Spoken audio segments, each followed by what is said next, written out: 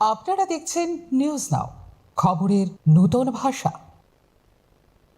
মাতৃভাষার বিকাশ এবং এর প্রচার প্রসারে দিতে হবে গুরুত্ব। এক্ষেত্রে ভূমিকা নিতে হবে আজকের যুব সমাজকেও।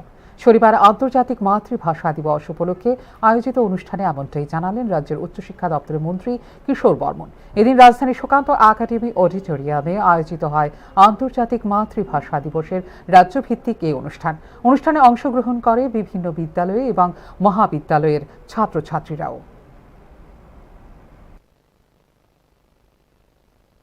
এই যুব সমাজে কিন্তু আগামী দিনে আমাদের যে মাতৃভাষা আছে সেই মাতৃভাষার উত্তরাধিকারী। তো স্বাভাবিক কারণে আজকে আমাদের দিন পাল্টেছে, আজকে ডিজিটালাইজেশনের যুগ, আজকে কৃত্রিম বুদ্ধিমত্তার যুগ, এআই এর যুগ। আজকে প্রযুক্তি দ্রুততার সাথে, দ্রুত গতিতে বিভিন্ন ধরনের প্রযুক্তি আজকে এগিয়ে যাচ্ছে। সুতরাং তার মাঝে আমাদের এই আঞ্চলিক ভাষাগুলো কিংবা মাতৃভাষাগুলো যেন হারিয়ে না যায়, বরং এই সমস্ত প্রযুক্তির হাত ধরে বা প্রযুক্তির সাথে তাল মিলিয়ে নতুন সম্ভাবনার দুয়ার যাতে আগামী দিনে আমাদের এই মাতৃভাষার উন্মুক্ত হয়,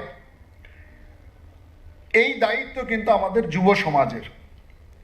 সুতরাং এই যুব সমাজ এই প্রযুক্তির সাথে আমাদের এই মাতৃভাষাকে অক্ষত রেখে যাতে নতুন নতুন সম্ভাবনার পথে এগিয়ে নিয়ে যেতে পারে, তার জন্য যুব সমাজকে একটা বার্তা দেওয়ার জন্যই কিন্তু